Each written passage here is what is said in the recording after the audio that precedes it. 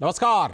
DD news पर आप देखना शुरू कर चुके हैं हमारा खास प्रोग्राम। इस वक्त मैं हूं लाल चंद्र सिंह। अगले 1 घंटे में देखेंगे कुछ बड़ी खबरें, करेंगे उन पर चर्चा अपने संवाददाताओं और खास मेहमानों के साथ।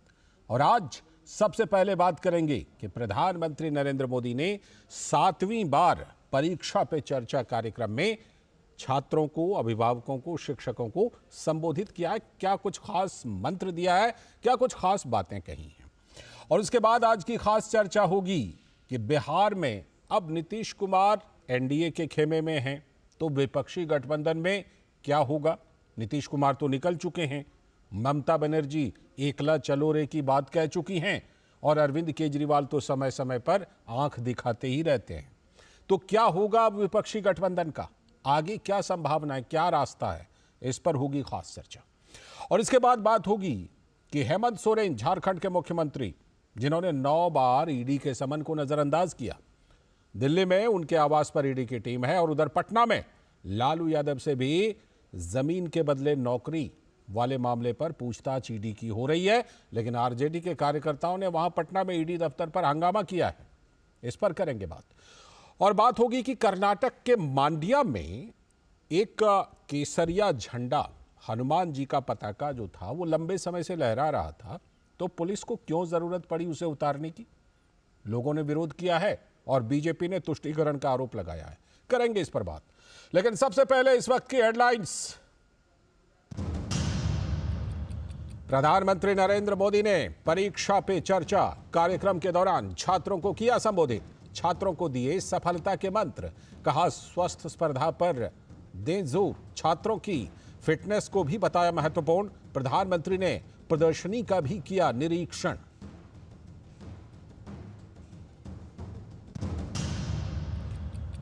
नई राष्ट्रीय जनतांत्रिक गठबंधन यानी एनडीए सरकार की बिहार में पहली कैबिनेट बैठक। एनडीए के विधायकों ने निवर्तमान अध्यक्ष अवध बिहारी चौधरी के विरुद्ध विधानसभा के सचिव को दिया नोटिस। मथुरा के शाही ईदगाह भूमि सर्वेक्षण मामले में सुप्रीम कोर्ट में अहम सुनवाई। पिछले सुनवाई में सर्वे के लिए एडवोकेट कमिश्नर की नियुक्ति के इलाहाबाद हाईकोर्ट के फैसले पर सुप्रीम कोर्ट ने लगाई थी रोक।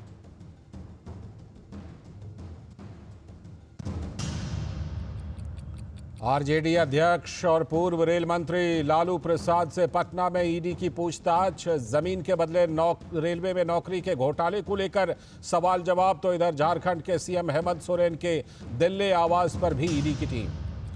शंखनाद के साथ शुरू होगा आज बीटिंग रिट्रीट समारोह। राष्ट्रपति और प्रधानमंत्री की मौजूदगी में तीनों सेनाओं और केंद्रीय सशस्त्र पुलिस बल के म्यूजिकल बैंड बजाएंगे स्वदेशी धुनें।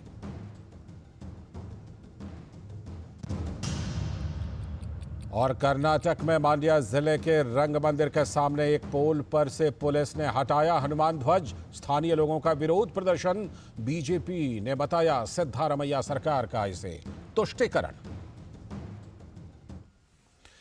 ये थी इस वक्त तक की हेडलाइंस। अब देखते हैं खबरों को विस्तार से। और आज सबसे पहले बात करेंगे परीक्षा पे चर्चा के 7वें संस्करण की। तो प्रधानमंत्री नरेंद्र मोदी ने परीक्षा पे चर्चा के तहत छात्रों, अध्यापकों और अभिभावकों से संवाद किया है। अब से कुछ ही देर पहले ये संवाद खत्म हुआ है प्रधानमंत्री नरेंद्र मोदी का। तो पीएम ने राजधानी नई दिल्ली के भारत मंडपम में जुटे हजारों छात्रों को परीक्षा पे चर्चा के 7वें संस्करण में संबोधित किया। तो इस दौरान प्रधानमंत्री ने बच्चों को परीक्षा के भय से मुक्त होने, परीक्षा का बेहतर ढंग से सामना करने और तनाव मुक्त रहने के लिए सुझाव दिए। और प्रधानमंत्री ने कुछ खास बातें कही। परीक्षा के दिन ज्यादा सोचने की जरूरत नहीं है। स्वस्थ शरीर का होना स्वस्थ मन के लिए बहुत जरूरी है। पीएम ने ये बात बच्चों से कही। अच्छी और गहरी नींद भी बेहद जरूरी है। उन्होंने अपना उदाहरण दिया कि मैं तो 30 सेकंड के अंदर ही गहरी नींद में चला जाता हूं।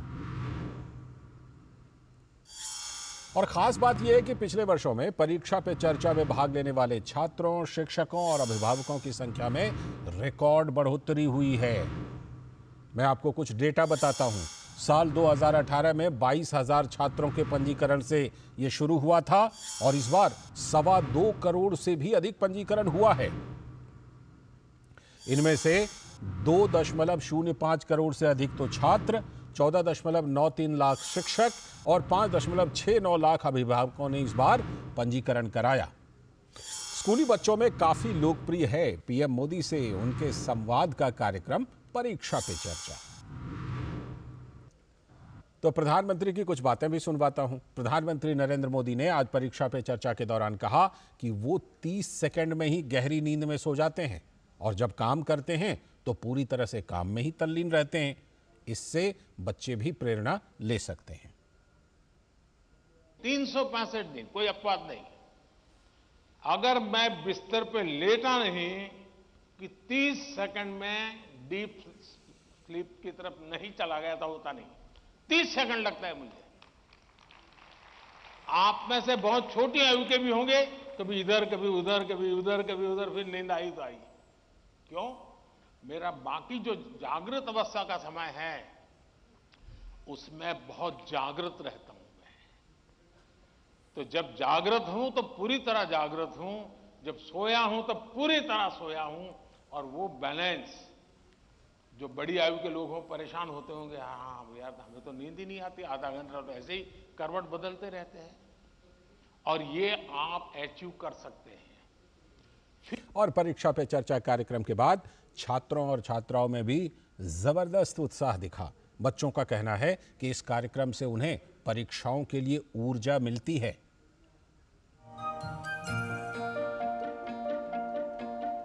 मेरे को यहाँ पे आके बहुत ज़्यादा ही अच्छा महसूस हुआ। जैसा मैं देख सकता हूँ बहुत लोग यहाँ पर हमें सुन रहे थे और उसके अलावा हम प्रधानमंत्री जी के साइड में खड़े थे, तो मुझे उनका चेहरा देख के, उनकी चमक देख के जो महसूस हुआ है उसको बयान नहीं किया जा सकता। उसके अलावा भी मैंने बहुत सारे एक्सपीरियंसेस गेन किए और मैं इनको अपने जीवन में ज़रूर उतारना चाहूँगा। मेरे फ्यूचर में परीक्षा पे चर्चा में रहना बहुत ज़्यादा हेल्पफुल साबित होगा। प्रधानमंत्री जी की एक बात तो बहुत अच्छी लगी कि वो कहते हैं कि अपने जीवन में संतुलन बना कर रखना चाहिए, पढ़ाई हो साथ में खेल कूद में भी। और उनकी एक बात और अच्छी लगी कि हमें मेहनत करनी चाहिए। इस बात में मैं एक बात कहना चाहूँगा, कदम चूम लेती है खुदाकर मंजिल, अगर चलने वाला हिम्मत ना हारे तो। प्रधानमंत्री जी ने हमें इसे करने के लिए प्रेरणा भी दी है कि हमें हमेशा मेहनत करनी चाहिए, हमारे जीवन का एक लक्ष्य होना चाहिए। मेरा नाम दिया शर्मा है। मैं पीएम श्री जवाहर नवोदय विद्यालय ऊना हिमाचल प्रदेश से आई हूँ। मुझे उनकी ये बात बहुत अच्छी लगी कि हमें हमेशा तनाव मुक्त रहना चाहिए, किसी भी चीज़ को लेके वरियर नहीं होना चाहिए उसके बारे में। जब हमें पता है कि हमने उसकी तैयारी की है, या फिर हमें अपने फ्रेंड से कंपटीशन नहीं करना चाहिए, क्योंकि 100 नंबर वाली जो बात है कि हमें भी 100 नंबर का एग्ज़ाम है, उनका भी 100 नंबर का एग्ज़ाम है। अगर हम मिलके तैयारी करेंगे तो हम सब आज एक बड़े मंच पे होंगे। तो ये बच्चों की बातें कि क्या कुछ उनको प्रधानमंत्री सर से सुनने को मिलती हैं और किस तरह ये बातें उनके लिए उपयोगी हैं। निशांत सौरभ हमारे संवाददाता इस खबर पर और ज़्यादा चर्चा के लिए जुड़ चुके हैं हमारे साथ। निशांत, 2018 में इसकी शुरुआत हुई थी, 7वीं बार की ये परीक्षा पे चर्चा कार्यक्रम 22,000 रजिस्ट्रेशन से शुरू हुआ था और आज 2.25 करोड़ के पार। बहुत ही ज़्यादा, ये अपने आप में इस कार्यक्रम की लोकप्रियता को बयां करता है।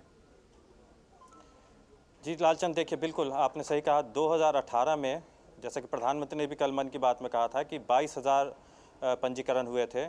पिछले साल 2023 में करीब 39 लाख रजिस्ट्रेशन हुए थे और इस बार 2024 में 2 करोड़ 26 लाख। अगर पहले साल के से तुलना करें तो 1,000 गुना अधिक है। 22,000 से अगर 2 करोड़ 26 लाख का है तो 1,000 गुना अधिक है और पिछले साल के मुकाबले भी 6 गुना अधिक रजिस्ट्रेशन हुआ है। तो ये दिखाता है कि किस तरह से ये जो परीक्षा पे चर्चा है वो एक राष्ट्रीय एक मूवमेंट बन चुका है, नेशनल मूवमेंट बन चुका है। इसके पीछे वजह भी है क्योंकि पहले जो रजिस्ट्रेशन होते थे परीक्षा पे चर्चा के लिए, उसमें सीबीएसई के स्कूल के जो बच्चे हैं वो बच्चे ही पार्टिसिपेट करते थे।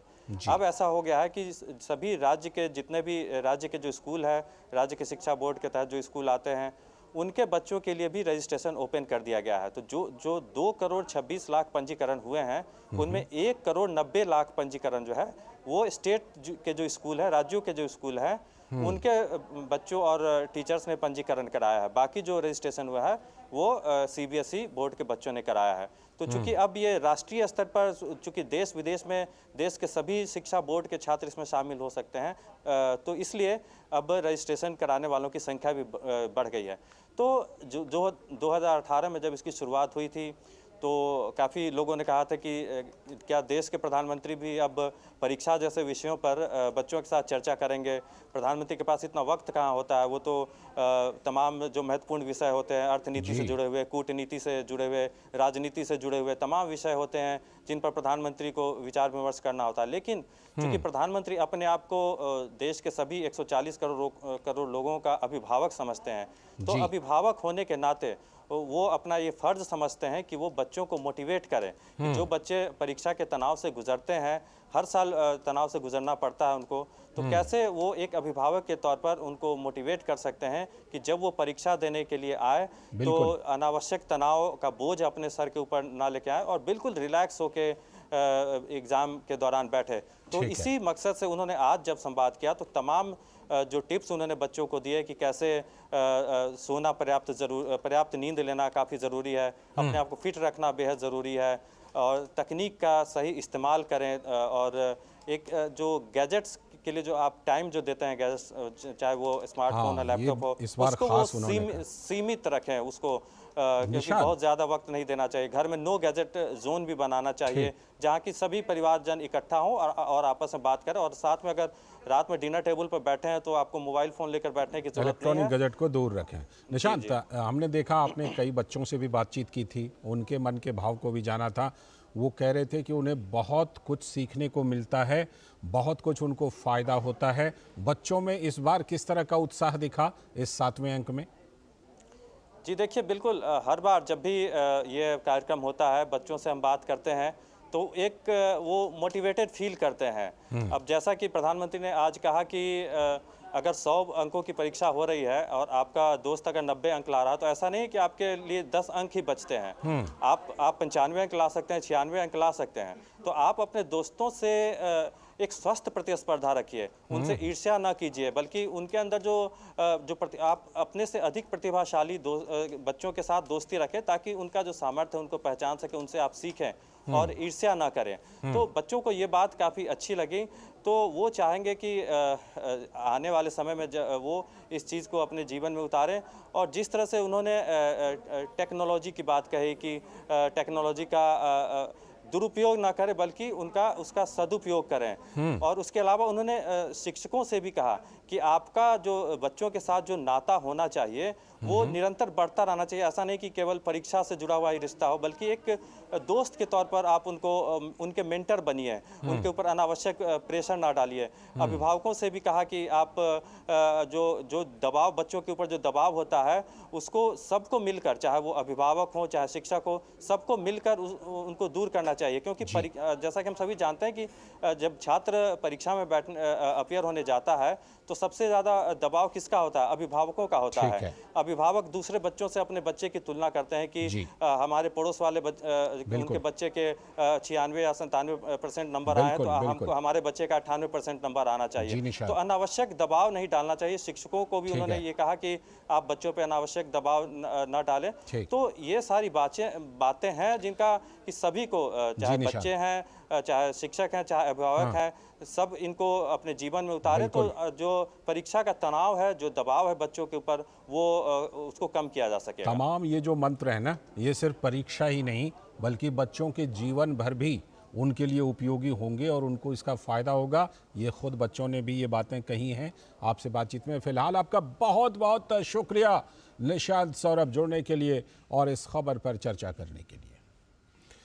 और अब बढ़ते हैं दूसरी बड़ी खबर की तरफ और आज की खास चर्चा की तरफ। और आज की जो खास चर्चा होगी वो ये कि विपक्षी गठबंधन से नीतीश कुमार तो निकल गए, बाकी लोग क्या करेंगे? इसी पर आज की खास चर्चा कि विपक्षी गठबंधन के सूत्रधार नीतीश कुमार ने आखिरकार बिहार के महागठबंधन और इंडी गठबंधन से तो नाता तोड़ लिया और बीजेपी के साथ मिलकर 9वीं बार मुख्यमंत्री पद की शपथ भी ले ली। तो कांग्रेस नेता जयराम रमेश कह रहे हैं कि नीतीश हो या ममता, अगर गिरगिट की तरह रंग बदलते हैं तो फिर क्या किया जा सकता है। मजबूरी जता रहे हैं कांग्रेस के नेता। लेकिन कांग्रेस पार्टी इस बात पर खामोश है कि गठबंधन की यात्रा के बदले सिर्फ राहुल गांधी की यात्रा क्यों की, क्योंकि इससे कहीं ना कहीं सहयोगी दल चिढ़ गए हैं और वो दूर हो रहे हैं। मिशन 2024 को लेकर 28 दलों के गठबंधन में टूट फूट जारी है। पहले ममता ने अलग होने का फैसला किया, फिर नीतीश कुमार और अब तो अरविंद केजरीवाल भी झटका देने लगे हैं। पंजाब के सीएम भगवंत मान ने राज्य की सभी 13 सीटों पर चुनाव लड़ने का फैसला कर लिया। अब केजरीवाल हरियाणा की 3 सीटों पर अपनी तरफ से ही ऐलान कर रहे हैं कि ये तीनों तो मैं लड़ूंगा ही। जींद की रैली में केजरीवाल ने विधानसभा चुनाव अकेले लड़ने की बात कही, लेकिन लोकसभा चुनाव वो कांग्रेस के साथ हालांकि मिलकर लड़ना चाहते हैं। लेकिन ये कैसा मिलना है कि अपनी तरफ से 3 सीटों की घोषणा कर दी। बिहार में 17 महीनों में अपने महागठबंधन से नीतीश कुमार का अलग होना और नीतीश का 17 साल पुराने एनडीए गठबंधन में वापस आना महागठबंधन से मोह भंग होने जैसा था। 7 महीने के इंडी गठबंधन में नीतीश कुमार ने काफी सक्रियता दिखाई थी, लेकिन उनकी भूमिका को लेकर कांग्रेस पार्टी हमेशा सशंकित रही और उनको वो स्पेस नहीं दिया जो स्पेस नीतीश कुमार चाहते थे। तो जाहिर है कि कांग्रेस पार्टी ने नीतीश कुमार की जगह पर क्या किया कि मल्लिकार्जुन खड़गे के नाम को आगे कर दिया था अध्यक्ष पद के लिए, इंडी गठबंधन के अध्यक्ष पद के लिए। तो जानकार मानते हैं कि राहुल गांधी की भारत जोड़ो न्याय यात्रा ने क्षेत्रीय दलों की चिंता को बढ़ा दिया है। खासतौर पर रूट भी वैसा ही प्लान किया गया है विशेष इलाकों से। अभी राहुल की यात्रा बिहार तक पहुंची है और सपा नेता अखिलेश ने कांग्रेस को 11 सीटें देकर इन्हें राजनीतिक जमीन से परिचय कराया है कि भाई यूपी जैसे बड़े स्टेट में 80 में से 11।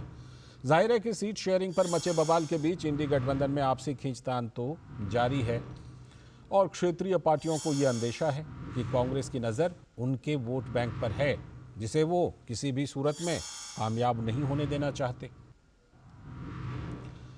तो खैर, इस बीच बिहार के मुख्यमंत्री नीतीश कुमार के दोबारा एनडीए में शामिल होने पर भाजपा नेता रविशंकर प्रसाद ने कहा कि रिश्ता व्यक्तिगत हो या राजनीतिक, विश्वास पर ही चलता है।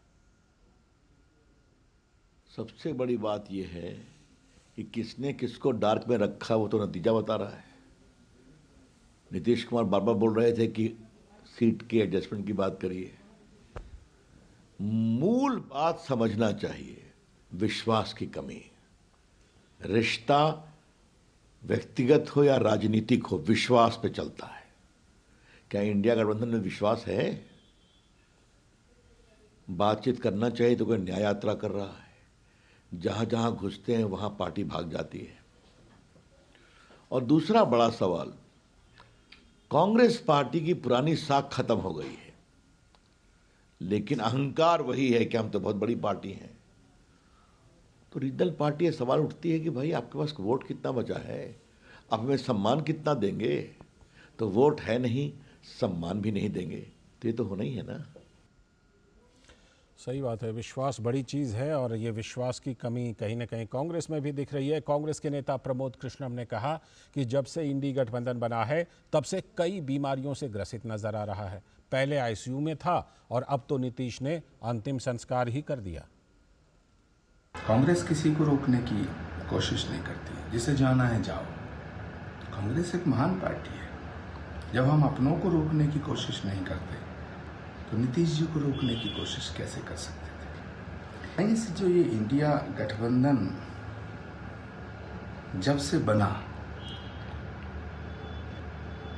तब से ही गंभीर बीमारियों से ग्रस्त हो गया और अंत में वेंटिलेटर गया और फिर कल नीतीश जी ने इसका अंतिम संस्कार कर दिया। तो अब इंडिया गठबंधन का क्या होगा? देखिए, नीतीश जी में 100 बुराइयां हैं, लेकिन एक गुण है कि वो ईमानदार आदमी है और उनके ऊपर भ्रष्टाचार का आरोप नहीं है। तो प्रमोद कृष्णम अपना दुख प्रकट कर रहे थे। उधर कांग्रेस के वरिष्ठ नेता जयराम रमेश ने कहा कि हमें बिहार या असम के मुख्यमंत्री से कोई प्रमाण पत्र नहीं चाहिए। हमने सभी को आमंत्रित किया था, मगर वही गिरगिट निकले तो हम क्या करें। हमें कोई सर्टिफिकेट नहीं चाहिए असम के मुख्यमंत्री से या बिहार के मुख्यमंत्री से। हमने निमंत्रण सभी को दिया है, ममता जी को भी दिया था, हमने नीतीश कुमार जी को भी कहा था, पर वो तो गिरगिट निकले। तो आरोप प्रत्यारोप चल रहा है, एक दूसरे पर दोष डाल रहे हैं, लेकिन सवाल यह है कि इन तमाम चीज़ों के बीच भविष्य क्या होगा विपक्षी इंडी गठबंधन का। इसी पर चर्चा करने के लिए हमारे साथ हमारे सलाहकार संपादक विनोद मिश्र जी जुड़ गए हैं, साथ में भारतीय जनता पार्टी के प्रवक्ता धनंजय गिरी जी, बहुत बहुत स्वागत, और ज्योति कुमार सिंह जी, कांग्रेस के प्रवक्ता, आपका भी बहुत बहुत स्वागत। मैं शुरुआत विस्तार देता हूं विनोद जी के जरिए। विनोद जी, आचार्य प्रमोद कृष्णम कह रहे थे कि देखिए आईसीयू में तो पहले से था ये गठबंधन, लेकिन नीतीश जी ने कर दिया अंतिम संस्कार। और बात सिर्फ नीतीश जी की नहीं है, बात तो ये है कि जो ममता बनर्जी कह रही हैं, जो केजरीवाल कह रहे हैं और कर रहे हैं, उससे तो ये बिल्कुल सवाल उठता है कि भाई इसका क्या भविष्य है। और क्या जो कुछ लोगों को आशंका थी इस बात की कि ये गठबंधन 2024 से पहले ही कहीं टूट फूट होकर बिखर ना जाए, वो सही साबित होती हुई दिख रही है, वो आशंका विनोद जी? लाल जी, मैं आपके ही रिपोर्ट से आता हूं। अब ये आपने जयराम रमेश जी का जो बाइट सुनाया था, साउंड बाइट आपने दिखाया था, वो आज की ही है। बिहार में उनकी यात्रा, जो राहुल गांधी की भाभी जो यात्रा है, न्याय यात्रा, अब बंगाल से होते हुए बिहार पहुंच चुकी है। तो अगर उन्होंने, जयराम रमेश जी ये कहते हैं कि ये गिरगिट लोग अपना रंग बदल रहे हैं, तो इस गिरगिट को पहचानने में उन्होंने इतनी देर क्यों लगाई? और यह सवाल ये है कि इन्होंने क्या, जो इस तरह से पश्चिम बंगाल के ममता बनर्जी के लिए इस्तेमाल कर रहे हैं भाषा, नीतीश कुमार के लिए बता रहे हैं, ये इतनी खींच क्यों है? क्या इन्होंने मान लिया था कि ये सारे लोग, ये जितने भी क्षेत्रीय दल हैं, वो राहुल गांधी के नेतृत्व में ही चुनाव लड़ेंगे और जो ये सीट शेयरिंग की बात में इन्हें जो सीटें बताया जाएगा उसी सीट पे ये सारे दल मान लेंगे? अगर ऐसा नहीं था तो फिर ये 7 महीने का जो इंडिया गठबंधन का जो ये शो था, उसको तो सही में प्रमोद कृष्णन बता रहे हैं कि आईसीयू में पहले से था, कि आप लोगों में और टीवी मीडिया में ही सिर्फ चर्चा कर रहे थे, बाकी जमीन धरातल पे आप कुछ नहीं थे जी। तो जयराम रमेश जी का जो ये खींच है, ये आपको इस बात का लिए बता रहा है, साफ साफ इंडिकेशन है कि इसमें कांग्रेस की बगैर कोई तैयारी की हुई आपने 28 दलों का एक ये बना के कि हमने ये गठबंधन किया है और हम कड़ा मुकाबला करने जा रहे हैं। जमीन पे आपकी उसकी कुछ भी तैयारी नहीं थी। अगर ये तैयारी होती तो पश्चिम बंगाल में जैसे ही यात्रा पहुंची थी तो ममता बनर्जी ने क्यों मैं पहले तो ये आने से मना किया, और दूसरा उन्होंने साफ ऐलानिया कह दिया कि हम सारे सीटों पे लड़ रहे हैं। इतना ही नहीं, सिलीगुड़ी में कार्यक्रम भी नहीं करने दिया, सिलीगुड़ी में कार्यक्रम भी नहीं करने दिया आपको। और जैसे ही आप ये बिहार आपकी यात्रा पहुंचने वाली थी, नीतीश कुमार ने तो पहले आपकी यात्रा में आने से मना किया और दूसरा वो अपने पुराने गठबंधन के साथ चले गए। ऐसा क्यों हुआ? क्यों आपकी यात्रा अभी यूपी नहीं पहुंची है और अखिलेश यादव ने आपको 11 सीटों के लिए एक दे दिया पर्ची कि 11 सीटों पे आप लड़ेंगे जी? तो ये इसलिए हो रहा है कि आपकी राजनीतिक जमीन नहीं है। और ये आप देश में ये माहौल बना रहे थे कि कांग्रेस सबसे बड़ी पार्टी है इस पूरे इंडिया गठबंधन में, और वो जिस तरह से डिक्टेट करेगी, सारे जो छोटे छोटे दल हैं या रीजनल पार्टी जो स्टेट पे है वो मान लेंगे। तो ये कसमकस जो पिछले 1 साल से आप देख रहे थे, नीतीश कुमार तो इसके सूत्रधार थे। अब जब सूत्रधार ही निकल गए वहां से, तो फिर इस गठबंधन का अस्तित्व क्या बचता है? ये सवाल एक जगह। लेकिन दूसरी चीज, सबसे बड़ी बात यह है कि कांग्रेस के गठबंधन की में जो कांग्रेस राहुल गांधी की ये भारत जोड़ो यात्रा है, वो एक तरह से एक्सपोज कर दिया था विपक्षी एकता को, जब वो कह रहे थे कि इसके बाद जो भी हमारा मंच होगा वो साझा मंच होगा और सारे पॉलिटिकल लीडर उसके साथ मंच करेंगे। तो फिर ये राहुल गांधी का रिलॉन्चिंग क्यों? तो आप अगर राहुल गांधी को रिलॉन्च करेंगे तो अखिलेश यादव खुद अपने को लॉन्च करने के लिए वहां बैठा हुआ है, और वो अगर आपको 11 सीट दे रहा है तो जाहिर सी बात है, आपको बता रहा है कि 11 सीटें से ज्यादा आपके लड़ने की क्षमता यूपी में नहीं है। बिल्कुल बिल्कुल जाहिर सी बात है, और कई राज्यों में ऐसा ही हो रहा है। ममता बनर्जी भी कह रही हैं, अखिलेश भी कह रहे हैं, केजरीवाल भी कह रहे हैं, और कई जगहों से और भी आवाज़ें हैं। मैं धनंजय जी के पास आऊँ, उससे पहले ज्योति जी आपके पास मैं आता हूँ। ये बताइए कि जो सवाल अभी विनोद जी भी उठा रहे थे कि देखिए भारत जोड़ो न्याय यात्रा की जो टाइमिंग रखी गई, जो पूरा प्लान बनाया गया, जाहिर सी बात है वो कांग्रेस और विपक्षी गठबंधन के फायदे के लिए ही बनाया गया होगा। लेकिन आपको लगता नहीं है कि ये जो जिस तरह से कांग्रेस ने इसको एकला चलो रे के तौर पर शुरू किया, बिना विपक्षी गठबंधन की पार्टियों को साथ लिए, तो अब जवाबी तौर पर आपके साझीदार जो रहे कभी वो अब आपको वही जवाब दे रहे हैं कि अकेला चलो रे, चाहे वो ममता बनर्जी हो, नीतीश कुमार हो, या अरविंद केजरीवाल हो, या कुछ और पार्टियां हो। ज्योति जी, ये मतलब कहीं फायदे की जगह नुकसान तो नहीं पहुंचा रही है यात्रा? देखिए, एक चीज को मैं बताना चाहता हूं आपको जी। मैं तो अभी बिहार में ही हूं। हाँ। और इतने फोन आ रहे हैं और इतने लोग खुश हैं। हाँ। और इतने कुहासा थे, आज के पहले कुहासा था पूरे बिहार में। और जैसे नीतीश कुमार गए, देखिए धूप में हम बैठे हुए हैं और छत पर बैठे हुए हैं, आप धूप मेरे चेहरे पर देख सकते हैं। अच्छा। और ये पूरे बिहार में इतना पॉजिटिव एनर्जी चला गया कि ये आदमी चले गए कि ये केवल इस सत्ता में आने के लिए, आप जानते हैं जैसे आप कह रहे हैं ना ज्योति जी जैसे कह रहे हैं, हाँ मैं आ रहा हूँ, मैं आप ही बोलिएगा, मैं खाली आप ही बोलिएगा, मैं खाली बीच में ये कह रहा हूँ कि जैसे आप कह रहे हैं ना कि आज धूप निकल आई, उधर धनंजय जी कहेंगे कि देखिए हमारी सरकार बनी तो धूप निकल आई। चलिए अब आप बोलिए। चलिए, धनंजय जी भाई हैं, वो बोल सकते हैं। हाँ। अब देखिए, अब क्या है कि इनके एक बड़े नेता, भारतीय जनता पार्टी के बड़े नेता का बाइट सुना रहे थे। हाँ। और उन्होंने विश्वास की बात की। हाँ। अरे रविशंकर प्रसाद जी, आपको तो मोदी जी ने आप पर विश्वास नहीं किया और आपको मक्खी की तरह निकाल के फेंक दिया मंत्रालय से। आप किस विश्वास की बात करते हैं? आप अच्छा। ना बोले तो ठीक है, आप परिवारवाद की बात करते हैं और आप किस परिवार से आए आप उसकी बात नहीं करते हैं। बहरहाल, आप जिसकी बात कर रहे हैं भारत जोड़ो न्याय यात्रा, भारत जोड़ो न्याय यात्रा आपने बताया कि नीतीश कुमार जी और कुछ लोग इसमें भाग नहीं ले रहे हैं। ठीक है। आपके माध्यम से ही हम लोगों ने जाना कि नीतीश कुमार जी इस भारत जोड़ो न्याय यात्रा में आने के लिए तैयार हुए थे। तो वो इस भारत जोड़ो न्याय यात्रा को पसंद किया होगा किसी न किसी कारण से, तो हाँ। उसको उस समय एक्सेप्ट किया, उसको हाँ। बोला कि नहीं मैं उस यात्रा में आऊंगा, और अचानक उसने बदल लिया बात को। तो अब उनकी गलती है या हमारी गलती है? हमने अपनी तो तरफ सारे से भी लोगों को सोचिए, बुलाया था। अपनी तरफ से भी सोचिए, जो प्रमोद कृष्णन कह रहे हैं, तो अपनी तरफ से भी सोचिए कि भाई क्यों नहीं जोड़ के रख पाए। प्रमोद कृष्णन पार्टी के एक कार्यकर्ता के हैसियत से बोल, वो का पार्टी के हमारे वो नेता नहीं है कि हाँ। वो जो बोल रहे हैं वो पार्टी का लाइन है। अच्छा, वो पार्टी का लाइन नहीं है। प्रमोद कृष्णन जी भी कभी टिकट ही मांगते थे।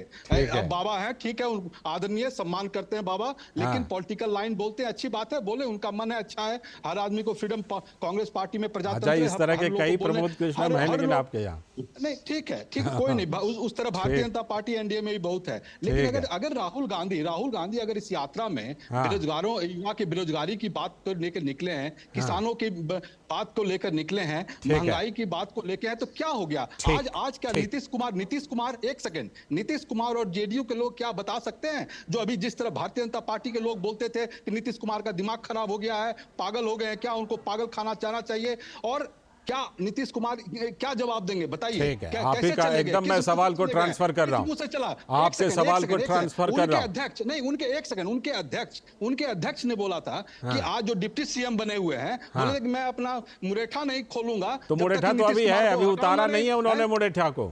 हाँ, तो आप जब जवाब दें तो आप जवाब दें कि ठीक है, मैं सवाल को ट्रांसफर करता हूं धनंजय जी के पास। धनंजय जी, तमाम सवाल ज्योति जी ने उठाए हैं। सरकार तो आपकी वहां बिहार में बन गई, नीतीश जी को आप वापस ले लिए, अब कुछ सवाल ज्योति जी उठा रहे हैं तो जवाब दे दीजिए। लालचंद जी, देखिए, तीर तर्कस में और विपक्ष सर्कस में। हाँ। तीर अपने तर्कस में लौट आया है और विपक्ष सर्कस में लग गया है। क्या बात। देखिए, इंडी हाँ, उधर ममता ठन गई है, उधर मान थान लेके बैठे हैं, हावड़ा से भाखड़ा तक कांग्रेस के नाल के रूप में परिवर्तित हो गई है। इस कटे हाथ के साथ कोई जाने को तैयार नहीं है। राजनीति के मेले में कांग्रेस अकेले रह गई। ये कांग्रेस का सहयोग नहीं, संतरास है।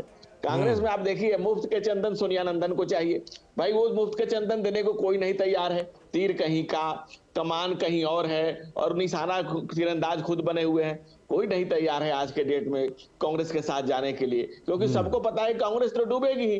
अब किसको साथ लेकर सवाल ये उठता है, इनके पास खैर गांठ बची है, ना कोई बंधन शेष है। हाँ, लठबंधन जरूर होगा, क्योंकि बिहार के जो दल इनके साथ है वो लठबंधन वाले ही है, लठ और सठ के साथ ही बिहार में घूम रहे हैं। लेकिन होना क्या है, आप देखिए, जब चुनावी चेतक पे महाराणा समान मोदी बैठे हो तो फिर रिजल्ट पहले से आउट है, फिर प्रयास किया जा रहा है, कुछ तो करेंगे ना, कुछ तो अपना एक्सरसाइज कर ही रहेंगे। भाई जब इनके पास में, कांग्रेस के पास न नीति, न नीयत, न सिद्धांत, और मोदी के सामने कोई खड़ा होने के लिए तैयार ही नहीं है, ये कहां से पीदी पहलवान लाए जो उनके सामने खड़ा करें। ठीक है, एक सवाल जो ज्योति जी ने उठाया उसका भी जवाब दीजिए। ज्योति जी ने सवाल उठाया था कि भाई आप कह रहे हैं कि विश्वास का बंधन होना चाहिए, तो क्या आपको अब विश्वास है नीतीश कुमार जी वापस आ गए हैं, बने रहेंगे? देखिए लालचंद जी, दूसरों पर विश्वास करने के लिए खुद पर विश्वास का होना जरूरी है। हाँ। जिसको खुद पर विश्वास होता है वही दूसरों पर विश्वास कर पाता है, और अविश्वासी मन दूसरों को भी अविश्वास से देखता है। हम जहां थे वहीं हैं और वहीं रहेंगे। हम 2 से 303 की यात्रा की है तो खुद के विश्वास पे किए हैं ना, निज के विश्वास पर किए। भुजबल बाहुबल अपने प्रयत्नों से किए, अपने सैद्धांतिक ताकत से किए हैं, अपनी योग्यता और अपनी क्षमता, अपने प्राणों की मृतिका बना करके किए, अपने जल तिल करके किए हैं। हम आदरणीय नरेंद्र मोदी के नेतृत्व में नेशन इन दुनिया के सबसे बड़े राजनीतिक दल बने हैं, तो अपनी ताकत से बने हैं। कांग्रेस की तरह थोड़े कहीं का रोड़ा को कांग्रेस ने जोड़ा, ऐसा थोड़ी है। ये सब आपके पास बोलने की स्थिति है, इसलिए आप बोल सकते हैं, ज़रूर बोल सकते हैं, लेकिन ज्योति जी काउंटर करेंगे। ज्योति जी, मैं आपके पास आऊँगा, उससे पहले ज़रा विनोद जी से एक टिप्पणी लेता हूँ, फिर आपके पास आता हूँ। विनोद जी, अभी देखिए जयराम रमेश जी की भी हमने प्रतिक्रिया सुनी, कहते हैं कि भाई गिरगिट हैं, बदल रहे हैं, तो मैं क्या करूँ, हम क्या कर सकते हैं ऐसे में। लेकिन सवाल ये है कि कहीं ना कहीं कांग्रेस ने अपने कदमों से, अपने चीज़ों से दूर किया है क्या? क्योंकि याद कीजिए, जब 5 राज्यों में चुनाव हो रहे थे तो नीतीश जी बड़े दुखी लग रहे थे, कह रहे थे कांग्रेस तो अभी चुनाव में है, कुछ कर ही नहीं रही, आगे बढ़ ही नहीं रही है। अब पहले चुनाव में रोक करके रखा, फिर अपने एक तरफा तरह से ये यात्रा की घोषणा कर दी। तो कहीं ना कहीं कांग्रेस ने वो स्थिति भी पैदा की है क्या कि जो सहयोगी दल हैं उनको दूर जाना पड़ रहा है और उनको एक बहाना भी मिल गया? लाल जी, ज्योति जी हमारे बीच में हैं और ज्योति जी बिहार से हैं और राजनीति में कहें और बिहार की उनकी अच्छी समझ है। जी जी। लेकिन उनसे एक सवाल तो जरूर पूछा जाना चाहिए कि जिस नीतीश कुमार को वो पीएम मटेरियल मानते थे, उसको आज पनौती क्यों मान रहे हैं? कि नीतीश कुमार के जाने के साथ ही धूप खिल गई है बिहार में। सही बात है। ज्योति जी, हम मुझसे तो आप शायद ज़्यादा बिहार को जानते हैं, लेकिन मेरा सवाल ये है कि ये यात्रा के जो रूट प्लान है वो किशनगंज ही पहले क्यों आई है? आपके एमपी हैं किशनगंज में, आपके 3-4 विधायक हैं किशनगंज में, लेकिन वो वोट जो है उस पर लालू यादव का पार्टी आरजेडी का भी उतना ही अपना हक बनता है जितना ओबीसी की पार्टी वहाँ से अपनी मजबूती पैठ सकती है। तो क्या कांग्रेस की व्यक्तिगत जो लड़ाई है, वो लड़ाई इन पार्टियों के जो सो कॉल्ड वोट बैंक है उसमें आप सेंध लगाने की कोशिश कर रहे हैं, तो जाहिर सी बात है वो नाराजगी होगी। क्योंकि आप जिन इलाकों से गुजर रहे हैं, ठीक है अभी आपके एक एमपी वहाँ से हैं, तो आपका बनता है हक कि आप पहला प्रेजेंस वहाँ पे रखें, लेकिन आप जब उन इलाकों से गुजरते हुए जहाँ जहाँ आपके पद चिन्ह पड़ते हैं वो उन्हीं इलाकों में क्यों पड़ रहे हैं? यही सवाल तो अखिलेश यादव ने कहा। अभी आप देखिए, आपको जो 11 सीटें अखिलेश यादव ने तय की है कि ये आपके लिए है, वो क्या है सीट? जहाँ आपका कोई जनाधार नहीं है, ना आपका वोट बैंक है। तो जाहिर सी बात है अखिलेश यादव बता रहे हैं आपको एक तरह से कि भैया आपको अगर लड़ना है यूपी में गठबंधन के साथ तो आप इस पे लड़िए, वरना ना लड़िए। तो आपके पास कोई यूपी में चारा नहीं है कि आप गठबंधन से अलग लड़ेंगे। ठीक है। यही बात जब आप अरविंद केजरीवाल आज जिंद में अपने भाषण में कहते हैं कि भैया हरियाणा से तो मुझे 3 सीट चाहिए और विधानसभा के 90 सीट पे हम लड़ेंगे, तो ये कौन सा गठबंधन है? उधर आपका भगवंत मान कह रहे हैं कि भाई 13 के 13 सीट पे हमें लड़ना है। तो ये सारी चीजें देख के अगर फिर भी आप इंडिया गठबंधन कहे जा रहे हैं, फिर भी आप कह रहे हैं कि राहुल गांधी की ये भारत जोड़ो न्याय यात्रा है, उसमें सारी पार्टियों का न्योता है और वो न्योता में न आने वाले लोग गिरगिट बन जाते हैं, तो वो आप एक तरह से खींच निकालते हुए दिखते हैं। आप जमीन पे आपकी तैयारी बिल्कुल नहीं दिखती। ठीक है। एक बात ज्योति जी, हालांकि हेमंत बिस्वा शर्मा ने एक अलग नाम दिया है इस न्याय यात्रा को, मैं तो नहीं बोलूँगा, लेकिन इतनी बात ज़रूर है कि कहीं ना कहीं ऐसा तो नहीं कि राम मंदिर की जो प्राण प्रतिष्ठा थी उसको उस तरह से आपने कार्यक्रम रखा और फिर ये भी देख लिया कि चलो उधर वाला स्पेस तो उधर गया, अब मैं थोड़ा दूसरे स्पेस से अपनी यात्रा को गुजारता हूँ, उधर से रूट बनाता हूँ, लेकिन इसने तो आपके सहयोगी दलों में ज़बरदस्त चिंता पैदा कर दी। ज्योति जी। जी देखिए, आप दोनों पत्रकार बहुत ही सीजन जर्नलिस्ट हैं, आप लोग बहुत ही सीनियर भी हैं, और दोनों घेरे में हमेशा डालने का प्रयास करते और किए भी अभी भी सवाल करके। अच्छा, देखिए दोनों का मैं कोशिश करता हूं जवाब देने का। हाँ। अब देखिए जैसा कि विनोद जी भी बात कर रहे हैं, हमें मतलब इंफॉर्मेशन के तौर पर बोलता हूं कि 15 स्टेट से हम गुजर रहे हैं जिसमें कि लगभग 11, 12, 10 स्टेटों में हम हैं भी नहीं। आप गुजरात से ले लीजिए, यूपी से ले लीजिए, आप बिहार में तो हम एक सीट पर है, बंगाल में नहीं है, आप नॉर्थ ईस्ट के सारे सीटों पर ले लें तो ये कहना बेमानी होगा कि जहां जहां हमारे मेंबर ऑफ पार्लियामेंट हैं वहां ही हमारी ये यात्रा जा रही है। ये यात्रा बिल्कुल नहीं इलेक्शन के लिए है, ये यात्रा लोगों को एहसास दिलाने के लिए है, मजबूती दिलाने के लिए है कि देखो जो तुम्हारे साथ गलत हो रहा है, तुम महंगाई में जी रहे हो, तुमको नौकरी नहीं मिल रहा है, जो प्रधानमंत्री नरेंद्र मोदी जो वादे करके आए थे उन्होंने पूरा नहीं किया है। और जहां तक जब इलेक्शन आता है, ये नहीं है आप पर आरोप ये नहीं है कि आप अपने सांसदों वाले इलाके से ले जा रहे हैं, आरोप ये है कि विशेष इलाकों की पहचान की है और उधर से यात्रा को गुजार रहे हैं। अब देखिए बंगाल से उधर से निकले हैं तो किशनगंज लगा हुआ है, तो किशनगंज में तो चलिए एक मेंबर ऑफ पार्लियामेंट है, वहां पर अलायंस में हम लड़ेंगे, अलायंस में लड़ रहे हैं। अब उसके बाद पूर्णिया होते हुए फिर बंगाल जा रहे हैं, फिर वो झारखंड में घुस रहे हैं, उधर आपको पाकुड़ से होते हुए निकलेंगे उधर। तो ये यात्रा केवल लोगों का मनोबल बढ़ाने के लिए है। ये यात्रा लोगों को ये बताने के लिए है कि आपके साथ जितना अन्याय किया इस पार्टी ने जितनी निकम्मी नीतियों से आप लोगों को परोसा है और मेन मुद्दों से अलग भटकाने के लिए अलग अलग चालें चली है, आप उसमें आप घबराए नहीं, परेशान नहीं हो। कांग्रेस पार्टी एंड राहुल गांधी आपके साथ है, तो इस लड़ाई में उनके साथ आने के लिए ये यात्रा है। और ये चूंकि 3 यात्रा पहले ही बता दिया जा चुका है, आर्थिक न्याय की बात की है, पॉलिटिकल जस्टिस की बात की है और सामाजिक जस्टिस की बात की है। तो इस जस्टिस के लिए निकला है। जब सोशल जस्टिस की बात करते हैं तो आपको पता है कि किस तरह से डिस्क्रिमिनेशन है। इकोनॉमिक जस्टिस की बात करते हैं तो आपको पता है कि कोई आदमी अमीर है तो अमीर होता जा रहा है, कोई आदमी गरीब है तो गरीब होता जा रहा है। और पॉलिटिकल जब जस्टिस की बात करते हैं तो आपके एक नहीं, सतपाल मलिक से लेके इवन सुप्रीम कोर्ट के चीफ जस्टिस तक ने इस सरकार को पहली बार कटघरे में खड़ा किया है। नीति आयोग का डेटा हालांकि कुछ और कह रहा है। ठीक है, मैं लौटता हूं आपके पास, लेकिन धनंजय जी जवाब देंगे। धनंजय जी साथ में ये भी जवाब दीजिएगा। और मुझे लगता है धनंजय जी कि हमारे दर्शक आपसे ज़रूर ये जानना चाहेंगे कि आपने नीतीश कुमार को वापस लेकर के इनके गठबंधन को छोटा कर दिया, और सुनने में कई बार चर्चा तो ये भी आ रही है कि कुछ और दल आपके इंडी छोड़कर एनडीए में आने की तैयारी कर रहे हैं। धनंजय जी, कुछ है क्या इसमें सच्चाई? देखिए, नरेंद्र मोदी की नीतियों से इस देश का एक एक नागरिक जुड़ा हुआ महसूस कर रहा, तो हर कोई चाह रहा है भाई इतना बड़ा महायान जो अभियान नरेंद्र मोदी जी का चल रहा है, जो देश को विकसित राष्ट्र बनाने का, परम वैभव तक ले जाने का, कांग्रेस करप्शन का पर्याय इस देश में हो चुकी थी। और यही कारण है कि आज कांग्रेस बेमतलब के कुलाचे मार रही है। उनके साथ वालों को भी पता है कि कांग्रेस तो डूबेगी, साथ कौन कौन रहना चाहता है, ये समस्या खड़ी है कांग्रेस के साथ।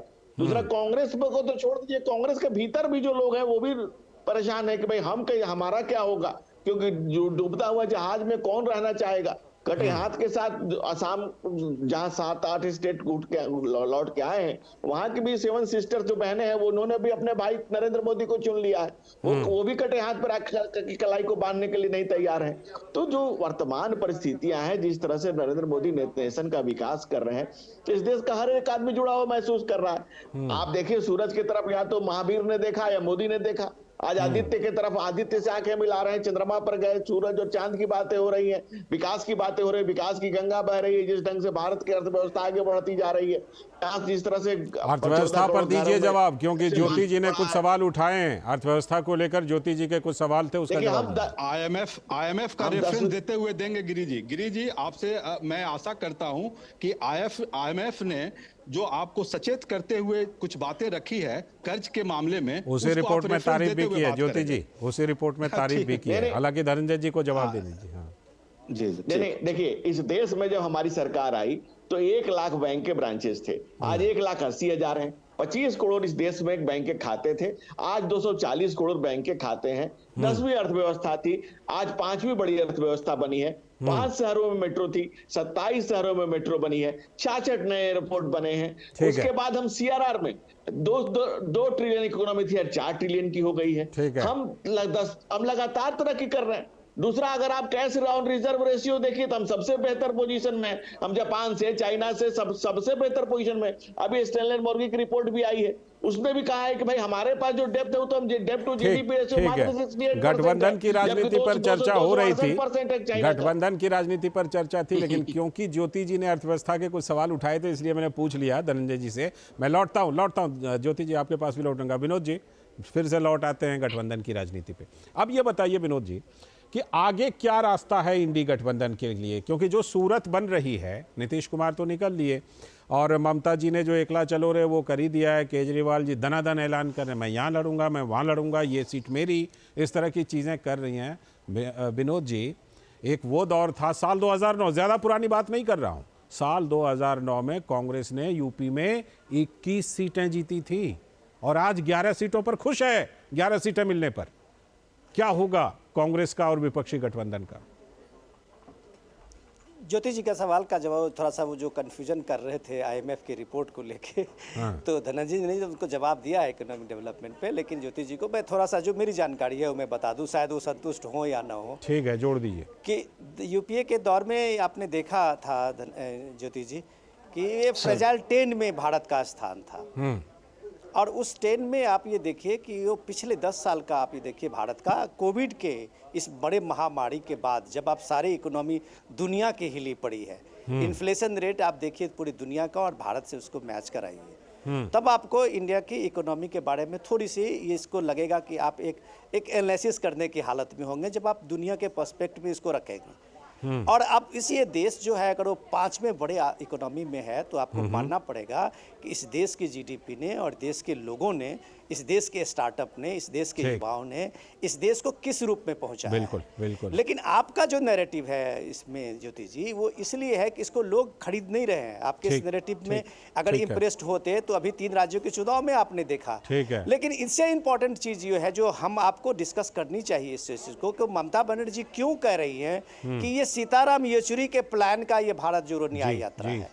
क्यों बिहार से लेके और बंगाल तक में जितने भी पुराने कांग्रेसी हैं वो ये बात कह रहे हैं कि ये यात्रा कांग्रेस की नहीं है, ये वाम दलों की यात्रा है। बिल्कुल। तो आप जब कांग्रेस की जो एक ओरिजिनल संस्कृति थी वो जब आप इन वाम दलों में और सो कॉल्ड लेफ्ट इंटेलेक्चुअल्स के बीच में लाके आप इस तरह का नैरेटिव दे रहे हैं, वो ये बात आपके पार्टी को ही जस्ट नहीं हो रहा है, तो आप बाकी लोगों को कैसे कन्विंस करेंगे? ये सवाल मैं सीधे ज्योति जी से पूछता हूँ। ज्योति जी बताइए कैसे कन्विंस करेंगे बाकी लोगों को?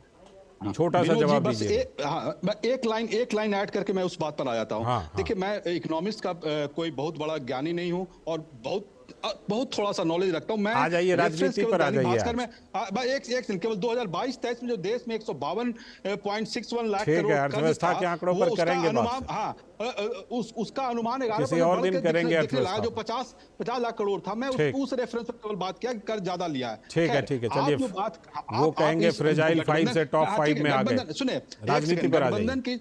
गठबंधन की जो बात आप कर रहे हैं, गठबंधन की बात मैं आपसे पूछता हूं कि इसी अभी कुछ दिन पहले ही ना जब इलेक्शन शुरू हुआ तो AIMDMK ने छोड़ दिया इनको, और जब छोड़ने के बाद इतिहास में इस देश में पहली बार हुआ कि छोड़ते समय पटाखे भी छूटे। पटाखे भी छूटे। यहाँ तो नीतीश कुमार तो पटाखे तो नहीं छूटे, आपका कहना है कि भाई दलों का आना जाना लगा रहता है। आप ये कह रहे हैं आप भारतीय जनता पार्टी को एक आदमी ने छोड़ा, शिवसेना ने छोड़ा, कितने लोगों ने छोड़ा, तो आप उनकी बात नहीं कर रहे हैं। सीटों की बात नहीं, मैं अभी कर लेता हूँ, अभी कर लेता हूँ। पासवान, अभी आपका सवाल मैं सीधे धनंजय जी छोटा सा जवाब दीजिए। धनंजय जी, चाचा कितने पर लड़ेगा, भतीजा कितने पर लड़ेगा? धनंजय जी दीजिए जवाब कि कुछ लोग तो आपको भी छोड़ कर गए हैं। छोटा सा जवाब दीजिएगा।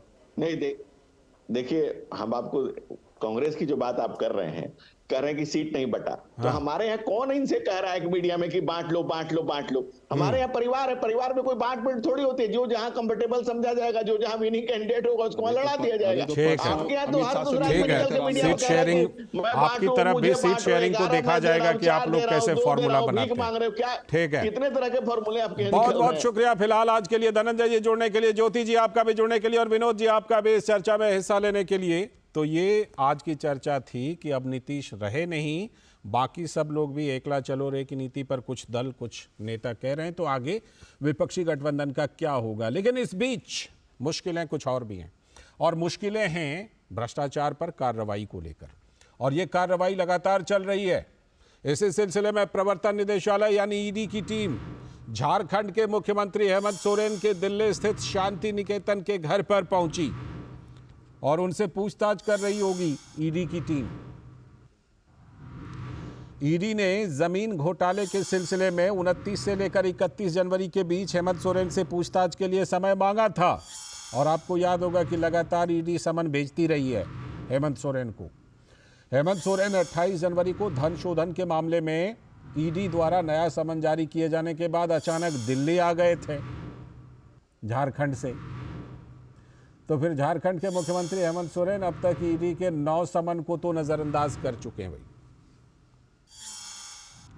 तो ये तो बात हुई हेमंत सोरेन की। अब जरा जमीन के बदले नौकरी देखिए। उधर आरजेडी अध्यक्ष और पूर्व रेल मंत्री लालू प्रसाद से भी पटना में ईडी की पूछताछ। जमीन के बदले रेलवे में नौकरी के घोटाले को लेकर सवाल जवाब वहां भी हो रही है। जमीन के बदले रेलवे में नौकरी के घोटाले से जुड़े धन शोधन मामले में ईडी ने फिर से उनको समन जारी किया था, लेकिन ईडी दफ्तर में जब लालू यादव पेश हुए तो उसी समय ईडी दफ्तर के बाहर पटना में आरजेडी कार्यकर्ताओं ने हंगामा कर दिया। इन सब के बीच बिहार के नवनियुक्त उप मुख्यमंत्री सम्राट चौधरी का कहना है कि जब लालू यादव रेल मंत्री थे तो जमीन हड़प ली और जब मुख्यमंत्री बने तो चारा घोटाला कर लिया था। उन्हें तेजस्वी को यह सिखाना चाहिए कि 1.5 साल में करोड़पति कैसे बने। कि लालू जी जब रेल मंत्री हुए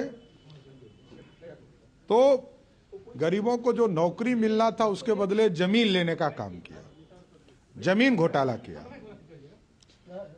दूसरा, जब वो मुख्यमंत्री थे तो चारा खा गए। तो देश की जनता जानती है ये भ्रष्टाचारी लोग हैं, भ्रष्टाचार इनके लिए गहना है।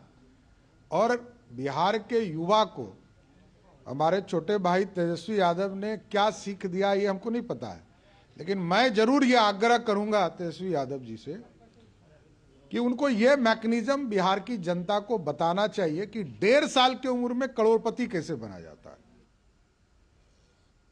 खबर पर 2 संवाददाता हमारे जुड़ रहे हैं। दिल्ली से नीरज सिंह, पटना से कुमार आलोक। पहले नीरज के पास मैं चलता हूं। नीरज, आखिरकार हेमंत सोरेन से पूछताछ हो रही है क्या दिल्ली वाले आवास में? क्योंकि हेमंत सोरेन वो हैं जिन्होंने 9 बार समन को नजरअंदाज किया था।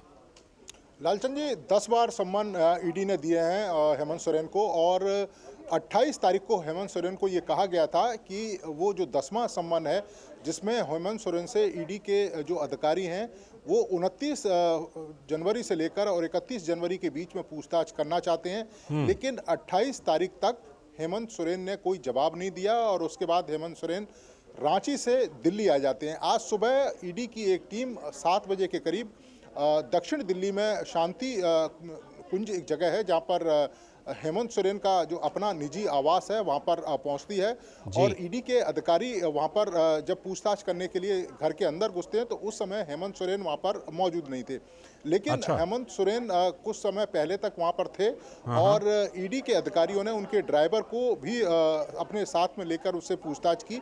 ईडी के लोगों को ये पता लग गया है कि हेमंत सोरेन इस समय कहाँ हैं, क्योंकि हेमंत सोरेन अब तमाम जो वकील हैं उनसे सलाह ले रहे हैं। अभी लेटेस्ट एक अपडेट ये आया है कि हेमंत सोरेन की तरफ से एक मेल ईडी को गया है और उसमें उन्होंने ईडी के अधिकारियों से कहा है कि वो 31 तारीख को पूछताछ कर सकते हैं हेमंत सोरेन से और वो उपलब्ध रहेंगे, क्योंकि इससे पहले भी आपने देखा होगा कि 7 सम्मन उनको दिए गए लेकिन वो पूछताछ में शामिल नहीं हुए। 8वें सम्मन के बाद 20 तारीख को उनसे पूछताछ हुई। हेमंत सोरेन से पूछताछ नहीं हो पा रही है, कहीं ना कहीं वो अभी भी चकमा दे रहे हैं।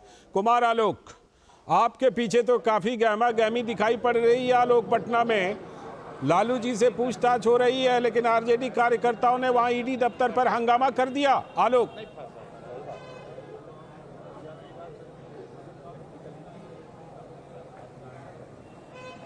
जी, जैसे सवेरे 11 बजे करीब में यहाँ पर राजद अध्यक्ष लालू प्रसाद यहाँ पर पहुँचे। ईडी के इसके पहले भी सम्मन उन पे आ चुके थे, तेजस्वी यादव के ऊपर भी सम्मन दिया गया था, लेकिन आज वो लालू प्रसाद अपने निवास स्थान से जब वो ईडी के दफ्तर पहुँचे, ये बिस्कोमान है गांधी मैदान के बगल में और यहीं पर प्रवर्तन निदेशालय का ऑफिस है, तो उनके साथ बड़ी संख्या में हुजूम जो उनके पार्टी के समर्थकों का था, विधायक यहाँ पर हैं, एमपीज़ हैं और उनकी बेटी मीसा भारती यहाँ पर है और बार बार वहाँ पर लंच या आप कहें कि 4.5 घंटा से ऊपर यहाँ पर हो गया है उनको गए हुए अंदर। और उसके बाद भारी मात्रा में यहाँ पर पुलिस की तैनाती की गई, पुलिस फोर्स की तैनाती की गई है, सीआरपीएफ की फोर्स की यहाँ पर तैनाती की गई है और कड़ी सुरक्षा यहाँ पर की गई है। ये मामला जो आपको पता होगा कि लैंड फॉर जॉब का मामला है, जब 2004 से 2009 के बीच मनमोहन सिंह जब प्रधानमंत्री थे तो लालू प्रसाद रेल मंत्री थे और उस समय ग्रुप डी के जो रेलवे का ग्रुप डी होता है तो उसमें तमाम जोन्स जो हैं इंडिया के, वहाँ पर चतुर्थ वर्गीय कर्मचारी की जो रिक्रूटमेंट हुआ था तो उसमें ये चार्जशीट ईडी के द्वारा चार्जशीट दिया गया है कि उसमें बड़ी संख्या में उसमें धांधली हुई है और उसमें जो अभ्यर्थी हैं जिनकी नौकरी हुई है उनको नौकरी के बदले जमीन दिया गया है, जिसमें कि लालू यादव, राबड़ी देवी, तेजस्वी यादव और तमाम लोग उसमें जी। हम आगे आपसे अपडेट लेते रहेंगे आलोक। फिलहाल आपका बहुत बहुत शुक्रिया, आप ईडी दफ्तर पर ही वहाँ पर खड़े हैं। बहुत बहुत शुक्रिया आपका और नीरज आपका भी बहुत बहुत शुक्रिया जुड़ने के लिए और इस खबर पर चर्चा करने के लिए। और अब आज की आखिरी और एक और बड़ी खबर, और ये बड़ी खबर जो है ये दक्षिणी राज्य कर्नाटक से है। वहाँ पर एक मामला तूल पकड़ रहा है। दरअसल पिछले कई वर्षों से कर्नाटक के मांड्या जिले के रंग मंदिर के सामने एक पोल पर हनुमान ध्वज लहराता रहा था और ये आज की बात नहीं है, पिछले कई वर्षों से ये ध्वज वहां पर लगा हुआ था। लेकिन अब क्या हुआ? अब कर्नाटक पुलिस द्वारा झंडा उतारने को लेकर स्थानीय लोगों ने अपना विरोध दर्ज कराया है। स्थानीय लोग गुस्से में, प्रशासन की कार्रवाई से लोग नाराज हुए और उनके समर्थन में बीजेपी और जेडीएस के कार्यकर्ताओं ने भी प्रशासन का विरोध किया मांड्या में। तो इस मामले को लेकर प्रदर्शन कर रही भीड़ को हटाने के लिए कर्नाटक पुलिस ने लाठीचार्ज भी कर दिया। लोगों को चोटें आईं लाठीचार्ज जब पुलिस ने वहां पर की। जिला प्रशासन का तर्क है और उनका दावा है कि जिस जगह पोल लगाया गया है वो सरकारी जमीन है और वहां धार्मिक झंडे नहीं फहराए जा सकते। लेकिन ये जवाब नहीं दे रहे हैं कि इतने सालों से तो वो लगा हुआ था वहां। स्थानीय लोगों का आरोप है कि ये कर्नाटक में कांग्रेस की सिद्धारमैया सरकार की तुष्टीकरण की सियासत है। तो बीजेपी ने भी हमला बोल दिया है। पूर्व मुख्यमंत्री बसवराज बोम्मई इसे कर्नाटक सरकार की तुष्टीकरण का एक और उदाहरण मानते हैं। अब बसवराज बोम्मई का मानना है कि धार्मिक उत्सवों में सरकार और प्रशासन के द्वारा भेदभाव नहीं होने चाहिए। लेकिन सरकार की तरफ से भी सफाई आई है और उप मुख्यमंत्री डीके शिव कुमार का कहना है कि बीजेपी और जेडीएस इसे बेवजह तूल दे रही है, इस पर सियासत नहीं होनी चाहिए। तो मांड्या में हनुमान मंदिर से केसरिया झंडा हटाए जाने को लेकर बीजेपी जेडीएस के विरोध पर कर्नाटक के deputy CM DK Shivakumar का कहना है कि ये लोग जनता के मन में भ्रम, लेकिन हम शांति चाहते हैं। They have lost, all of them have lost their deposits in BJP. Okay, that is why they have embraced with JDS. Now they wanted to have a political foothold in Mandya. They are just creating confusion in the minds of the public. Nothing will happen. Mandya is a very secular people. People of Mandya are very tolerant, very secular. They will not look at it. This is purely politics and they wanted to destabilize the peace of the state. Ayesha Khan अब हमारी संवाददाता हमारे साथ जुड़ चुके हैं। आयशा, हमने DK Shivakumar का ये जवाब सुना, जनरल में वो जवाब दे रहे हैं लेकिन स्पेसिफिक नहीं बता रहे हैं कि वो जो ध्वज था, जब वो पिछले कई सालों से वहाँ था तो उसको उतारने की ज़रूरत क्यों पड़ी जिसकी वजह से लोग नाराज़ हैं? देखिए लालचंद जी, मैं आपको थोड़ा इसका बैकग्राउंड बता दूं। ये बहुत सालों से नहीं था, ये हाल ही में नया ध्वज बनाया था। इस गांव के कुछ लोगों ने मिलकर यहाँ पर ध्वज स्तंभ बनाया था क्योंकि उन्हें राम मंदिर का जो जश्न मनाना था, इसके चलते उन्होंने यहाँ पर ये ध्वज बनाया था और उसके लिए ध्वज स्तंभ बनाया था। इसके लिए उन्होंने बाकायदा परमिशन भी ली थी और उनके पास वो लेटर भी है। लेकिन सरकार ये कह रही है कि परमिशन लेटर में सिर्फ ये कहा गया था कि यहाँ पर राष्ट्रध्वज लगेगा और राष्ट्रध्वज लगेगा या फिर कर्नाटक का जो ध्वज है लाल और पीले रंग का, ये ध्वज लग सकता है और इस पर कोई धार्मिक प्रतीक का ध्वज नहीं लगेगा। लेकिन मंदिर का जो राम मंदिर का सेलिब्रेशन था उसके लिए गांव के लोगों ने यहाँ पर ध्वज लगाया था, तो सरकार ने इसे हटाने के लिए कहा। देखिए, कर्नाटक सरकार शुरू से ही बजरंग दल को बैन करने को लेकर मैनिफेस्टो में अपनी बात कह चुकी है। तो कर्नाटक सरकार का ये कहना है कि ये जो भगवा ध्वज लगाया गया है ये बजरंग दल का प्रतीक है और इसी वजह से इस ध्वज को यहाँ से हटाना चाहिए।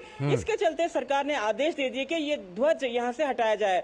लेकिन बीजेपी का ये आरोप है कि ये हनुमान ध्वज है। बीजेपी कह रही है कि हम राम मंदिर के जश्न के सिलसिले में इस ध्वज को लगाया था। तो ऐसे में ये दोनों के बीच में बीजेपी और कांग्रेस जब आमने सामने है इस ध्वज स्तंभ को लेकर, और कर्नाटक सरकार का कहना है कि इस इलाके में राजनीति हो रही है और कर्नाटक में पूर्व मुख्यमंत्री कुमार स्वामी मंड्या से चुनाव लड़ने की तैयारी कर रहे हैं। तो ये एक राजनीतिक रूप ले लिया है और बीजेपी ने जमकर इसका विरोध प्रदर्शन किया है और 4 तारीख को बंद होगा। राजनीति की बात ठीक है, सब अपनी अपनी बातें कहेंगे, लेकिन जो नाराज लोग हैं उनका क्या कहना है? वो क्यों अपनी नाराजगी या वो क्यों विरोध प्रदर्शन कर रहे हैं? जी देखिए, बीजेपी ने इसका विरोध प्रदर्शन शुरू किया क्योंकि ये अचानक इस ध्वज को यहाँ से निकालने के लिए कहा गया। इसकी कोई एक प्रक्रिया होती है क्योंकि इन्होंने परमिशन ली थी। बीजेपी का कहना है कि इन्होंने बाकायदा परमिशन ली है कि इस ध्वज को यहाँ पर कुछ दिन तक लगाएंगे, लेकिन उन्हें कोई नोटिस नहीं दिया गया, उन्हें कोई आगाह नहीं किया गया इसको हटाने के लिए। अचानक सरकार ने आदेश दे दिया प्रशासन को, पंचायत को कि इस ध्वज को हटा दिया जाए। इसके चलते गाँव वाले काफी नाराज हैं क्योंकि गाँव वालों ने मिलकर इस ध्वज स्तंभ को बनाया था। उन्होंने अपने पैसों में अपने पैसे कंट्रीब्यूट करके इस ध्वज स्तंभ को लगाया था।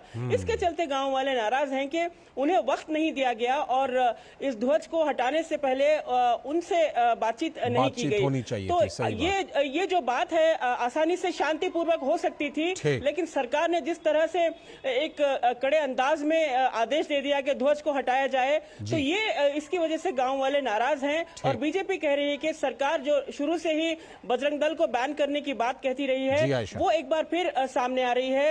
और जो ये ध्वज है उस जी शुक्रिया आयशा, इस खबर पर जुड़ने के लिए, जानकारी देने के लिए आपका बहुत बहुत शुक्रिया। और इसी के साथ आज के इस वक्त में इतना ही। नमस्कार।